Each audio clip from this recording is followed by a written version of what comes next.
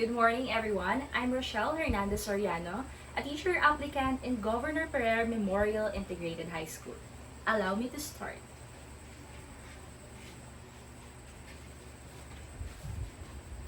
Everybody, please stand up. Let us pray. Jomar, please lead a prayer.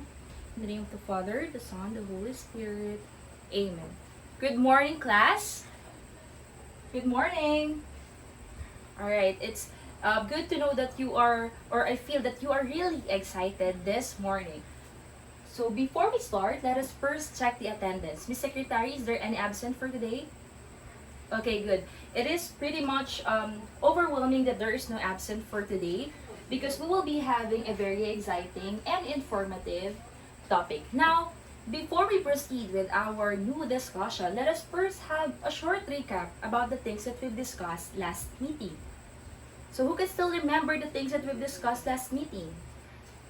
Yes, Christy? Okay, very good. So we've discussed verbal, non-verbal, and written communication. How can we define verbal communication? Yes, Sherwin? Okay, very good. So if we are talking about verbal communication, it uses spoken words. So it is when you speak or when you use words in communicating. How about non-verbal communication?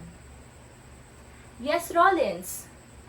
Okay, very good. So when we are talking about non-verbal communication, this refers to a type of communication wherein we use signals, we use cues, or symbols. Just like, for example, heart. So this is a type of non-verbal communication. And lastly, we have written communication. Any idea or who can still recall what is a written communication? Yes, Marivic. Okay, very good. So when we say written communication, this deals with a type of communication wherein we uses documents. Like for example, emails, Word document, and etc. Now, do you still have any question regarding our previous lesson? Okay, great. If you don't have any question, now let's start with our new activity or new topic for this morning. But before that, let's have our learning objectives. So, at the end of the lesson, students will be able to first define what is communication. Next is to identify the elements in the process of communication. And then, next one will be show teamwork through participation in group activities. And lastly, perform a short skit that shows the elements of communication. Now, are you ready to have our new topic this morning? Okay, great. So before that, let's have our first activity. Our first activity is entitled Whisper It Out. Listen very carefully with our instructions or mechanics of the game. In this activity, the class will be divided into two groups. So definitely, this will be the group 1. And of course, you will be the group 2. So each group shall assign 5 members and a leader that will represent the group. Okay? Next one, the representative in line shall memorize the message or the proverbs I prepared. So actually, I have here 3 sets of message or 3 sets of proverbs that I prepared. And what you're going to do is you're going to whisper it to the next player or your next group mate. And then, all you have to do is pass the message or pass the proverbs from person to another person. Now, are my instructions clear? Okay, great. So let's now proceed with this activity. Please line here, group 1, and then group 2. Okay, great. So let's give ourselves a round of applause. Ayan. So I hope that everybody enjoys our activity. But along with that activity, let us analyze those things that you do in that specific one. How did you find the game? Yes, JV. Okay, so you had fun. Great that you had fun. How about for the winning team, Group 1? What do you think are the things that help you win the game? Okay, good. Cooperation. And what else?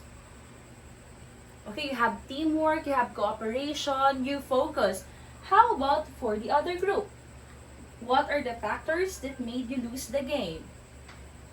Yes, John Vic. Okay, lack of cooperation, there is a distraction. Okay?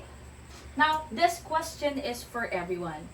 What do you think are the strategies that you will use next time for you to win the game easily? Yes, Carlo. Okay, so participate actively. Uh, Next one, who else? Yes, Queen. Okay, so all you have to do is to deliver the message carefully and clearly, and a lot more. Now, our activity is not just activity for fun, because that specific activity explain the process of communication itself. What comes in your mind when you hear the word process? Yes, Rona? Okay, very good. So, if we are talking about process, this pertains to a step-by-step procedure or a systematic procedure. So, let's have this one, the process of communication. But before that, what is communication? Yes, Ayi? Okay, very good. So, if we are talking about communication, this pertains to talking or speaking. Okay, how about you, Ricky?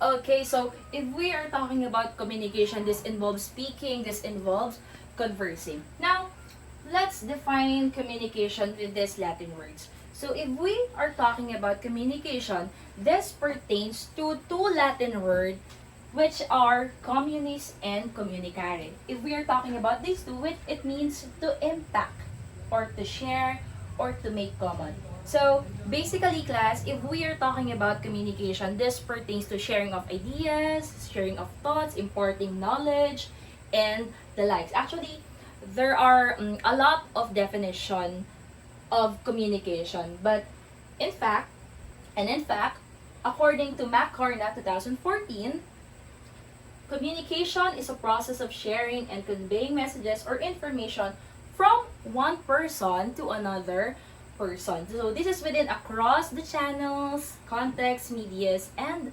cultures. So meaning to say, if we are talking about communication, it is everywhere, no matter the situation, the context, or the culture you have, or the medias you have. If you are sharing information, giving information, or imparting information from one person to another person, that means communication. Our minds, is it clear? Okay, great. So now, let's have this one. Communication process. So as we all know, process is a step-by-step procedure, a systematic procedure, and when we say communication, this pertains to sharing of information.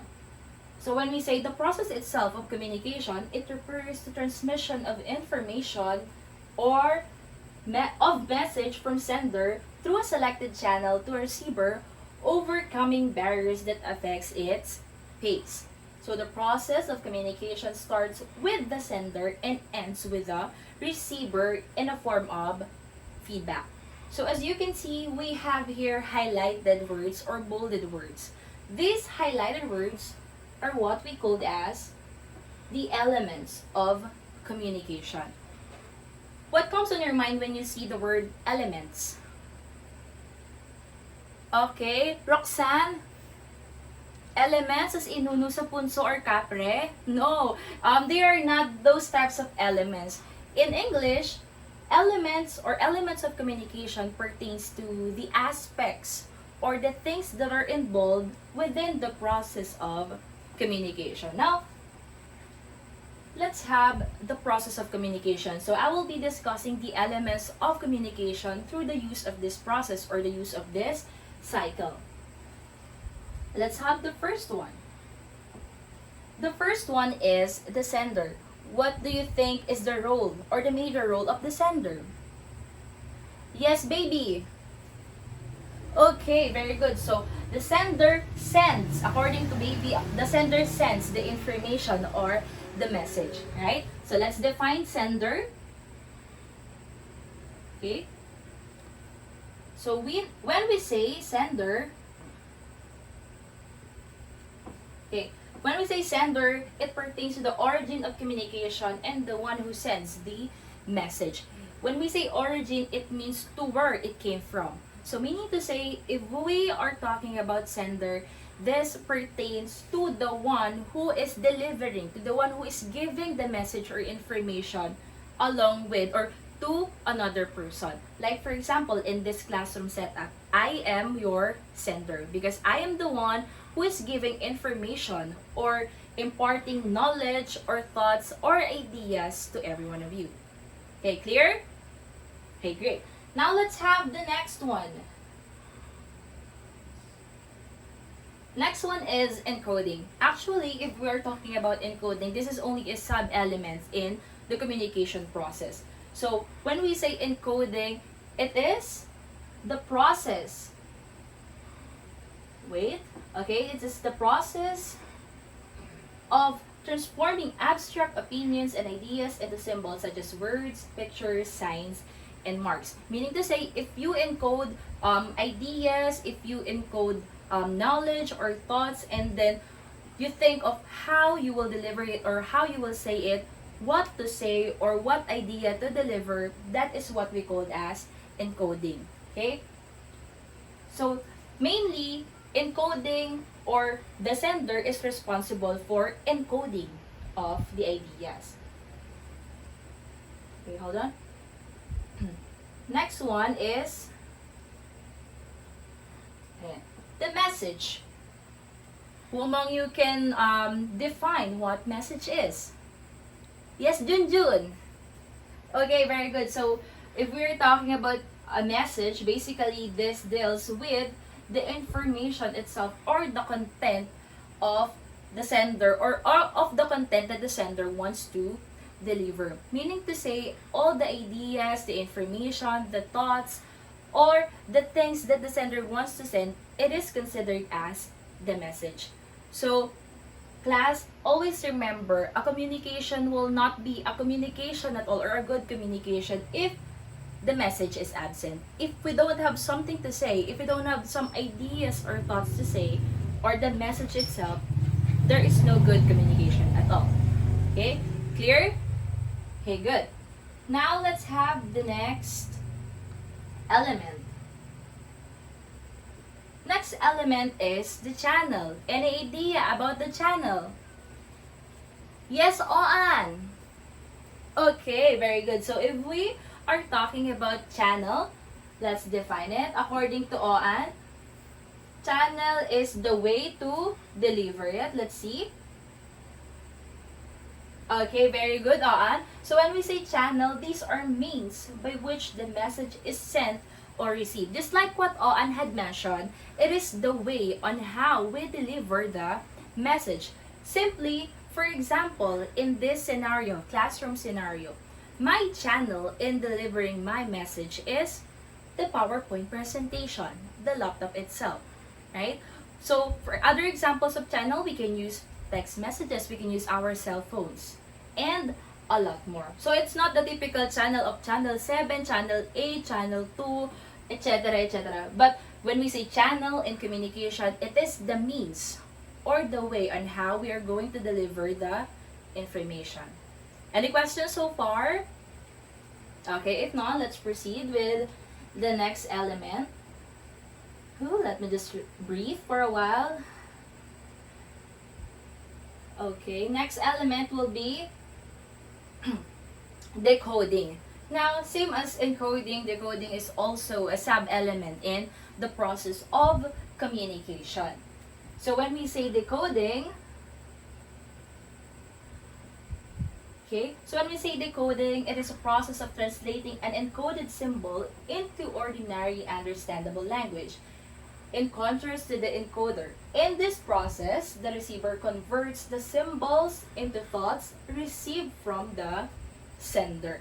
Okay, so when we say decoding, this is now the part of the receiver. The receiver to encode or to understand each details or each ideas that the sender had transmitted.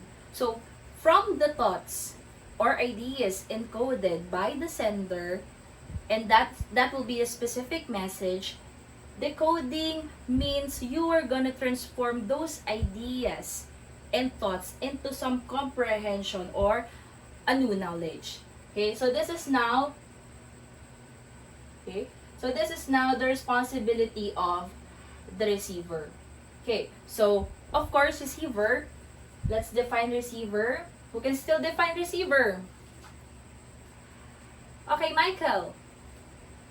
Okay, very good. So, according to Michael, receiver receives the information. But, yes, it receives information. But, however, it deals with, or it has some important roles to begin with. So, receiver, the one who receives the message, just like what Michael had said. But, in reality, there are a lot of roles that receiver is responsible of. So, he is responsible for us being a decoder. Just like what I mentioned earlier, in decoding, it is the responsibility of the receiver to decode or to transmit those ideas or thoughts sent by the sender so that we will determine if they understand the lesson or understand the information or not. Now, again, if the sender is our source or the origin of information, our receiver is the decoder or the receiver, or he or she is the one who receives the information. Now, let's have the next one.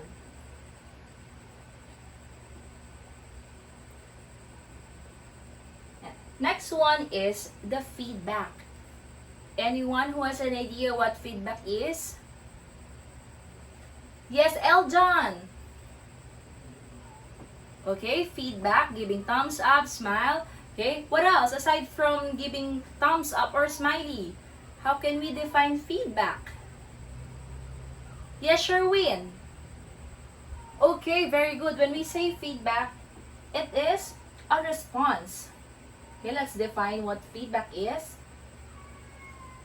Okay, so when we say feedback, this refers to the response of the receiver or the audience. Actually, there are a lot of things if we give feedback. It can be just like what Carlo had mentioned. It can be thumbs up, it can be smiley. But in a communication process, do you think feedback is important? Is it important? Okay, of course, yes. Feedback is very much important. Why do you think feedback is important? JM. Okay, excellent. So, feedback is important in the communication process because this helps us identify whether the receiver of the message really understood the information being transmitted by the sender. So, this allows us to identify whether the receiver comprehends the information sent by the sender. Okay, next one. So, as you can see, receiver should give feedback to the sender. So, this will definitely very beneficial for the sender. Do you think having no feedback is a feedback at all? Okay, very good. Because if you don't have feedback, you just have this kind of phase wherein you are like having a second thought or what, definitely it is still a feedback because that means or that specific emotion that you are imparting to the sender is that it implies that you are uninterested with the information.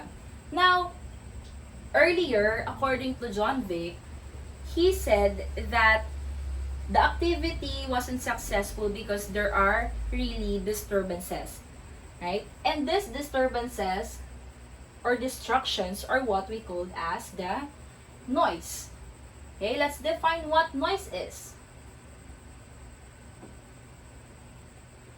Okay, if we are talking about noise, this refers to the hindrance or the barriers to communication.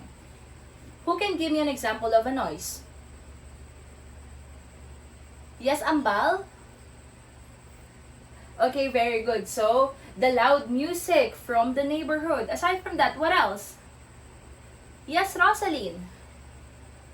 Okay, so the baby who are crying every night or every midnight. Okay, so actually there are a lot of noises or a lot of examples of noises. It can be, for example, a motorcycle engine and the likes. But there are 3 types of noise in our communication process.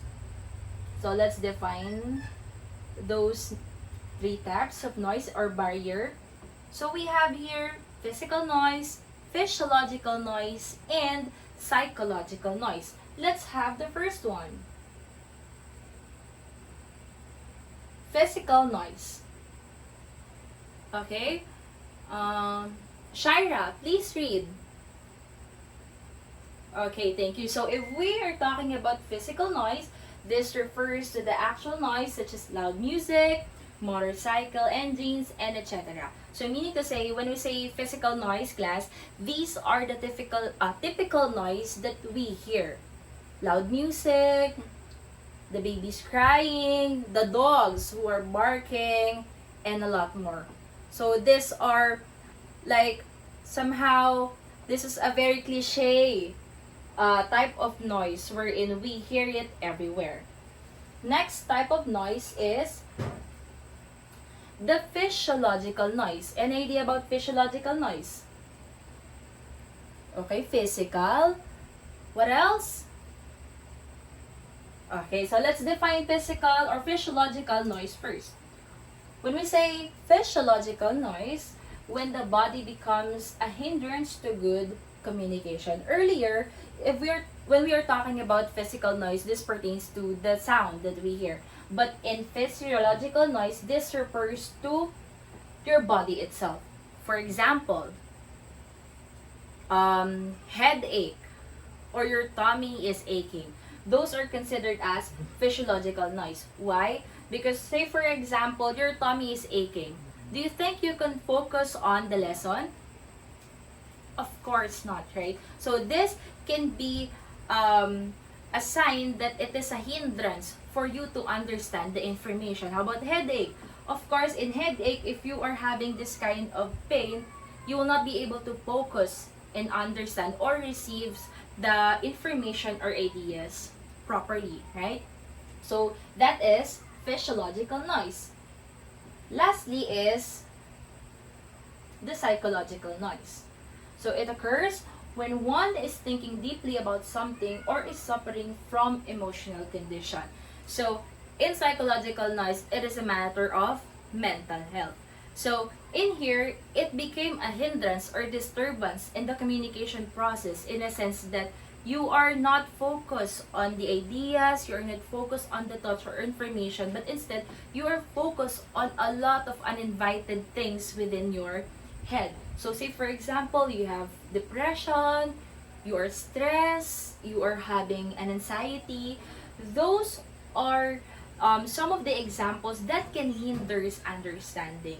And that is an example, or those are the examples of psychological noise. Any questions so far? Okay. So again, we have our three types of noise, namely the following: physical noise, physiological noise, and psychological noise. Okay.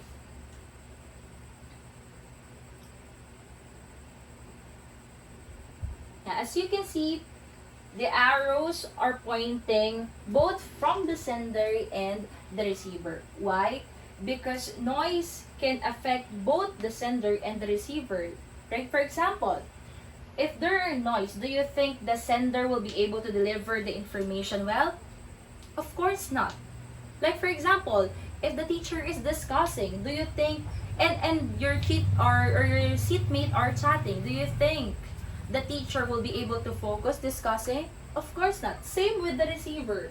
If you as a student is the receiver, and there are some of your seatmates who are chatting or doing a lot of things, do you think you can focus on the communication or on the information that is being submitted or given by the sender? Of course not. So that's why noise affects both sender and receiver. Okay. Questions so far regarding the communication process? Okay, if none, again, let me just repeat the communication process itself. It starts with the sender or the source of information encoding message through different channels such as chats, emails, for example, medias, or different contexts, and it is being decoded by the receiver And the receiver should give feedback to the sender so that the sender will definitely know or determine whether he or she understands or comprehend the information very well. So this one, at the bottom here is the noise. Again, this noise causes disturbance or hindrance of the communication process itself. Questions? Okay, if none,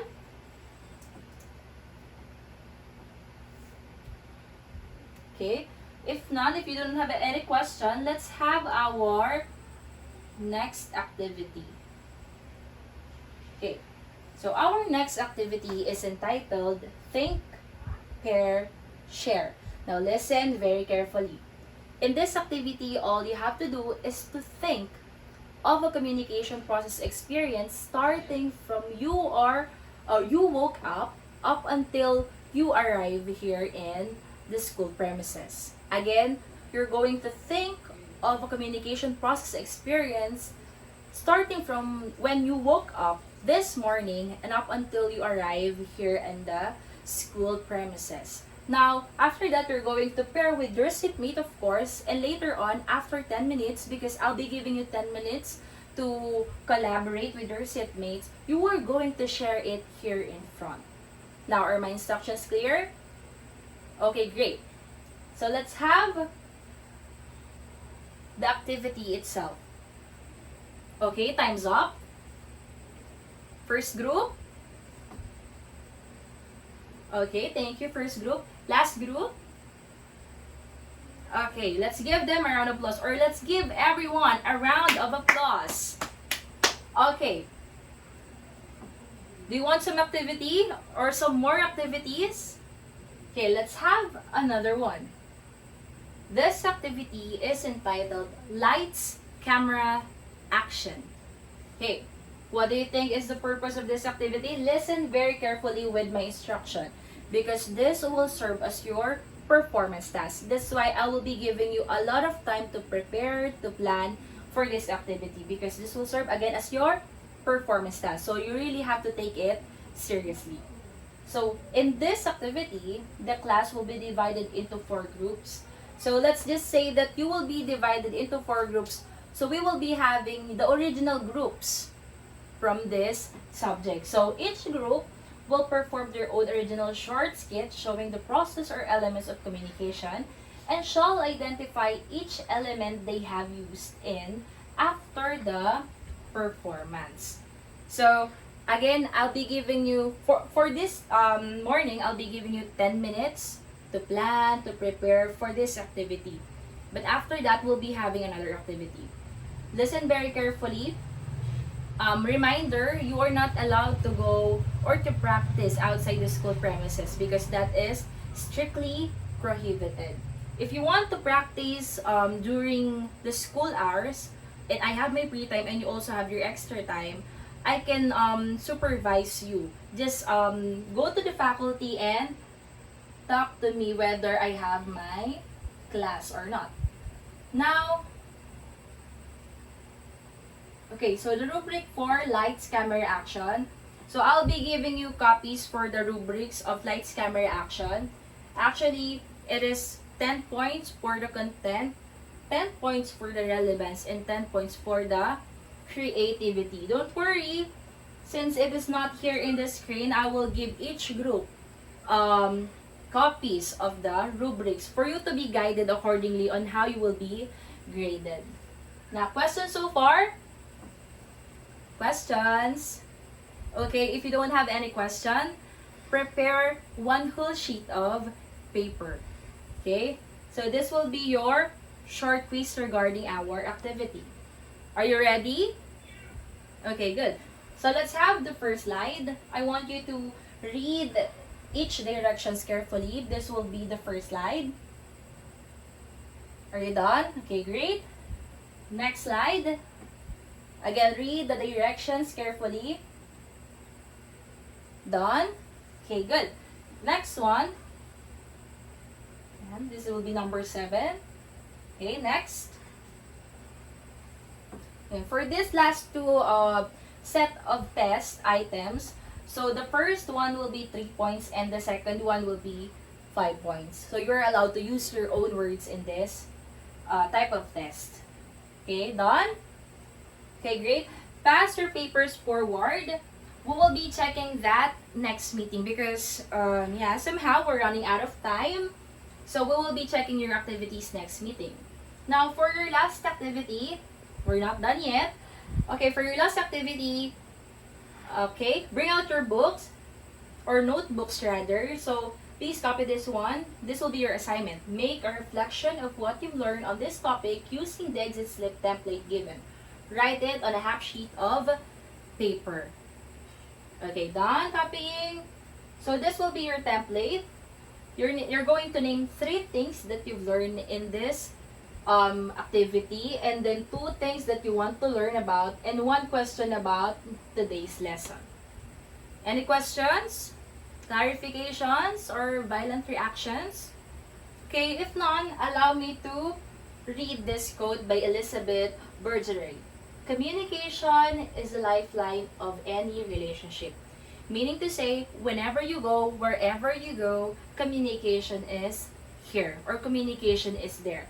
So all you have to do is to use the communication as a ticket to success. Because without it, we are all lifeless. Okay?